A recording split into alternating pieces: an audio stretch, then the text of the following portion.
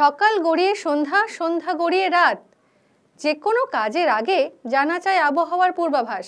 বঙ্গবার্তায় আজকের আবহাওয়া বার্তা। আগামী 5 দিনেই পশ্চিমবঙ্গের সমস্ত জেলাতেই শুষ্ক আবহাওয়া থাকবে। আর রাতের তাপমাত্রা বা ন্যূনতম তাপমাত্রা আগামী 24 ঘন্টায় 2 থেকে 3 ডিগ্রি কোথাও কোথাও কম হওয়ার সম্ভাবনা থাকছে। তারপরে দুদিন মানে হচ্ছে 9 আর 10 খুব বেশি তারতম্য হবে না।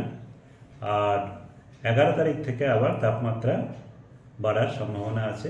রাতের তাপমাত্রা বা ন্যূনতম তাপমাত্রা 2 থেকে 3 ডিগ্রি বাড়ার সম্ভাবনা আছে 11 তারিখ থেকে। আর আমাদের কলকাতা তার পার্শ্ববর্তী অঞ্চলে আগামী 24 ঘন্টায় প্রধানত পরিষ্কার আকাশেই থাকবে, বৃষ্টি হওয়ার কোনো সম্ভাবনা নেই।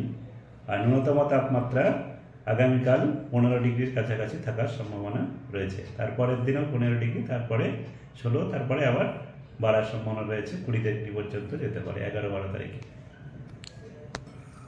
উত্তরবঙ্গের জেলাগুলোতেও আমাদের তাপমাত্রা কিছুটা কম হওয়ার সম্ভাবনা রয়েছে। আপনারা দেখছেন বঙ্গবার্তা, সবার কাছে সবার কথা।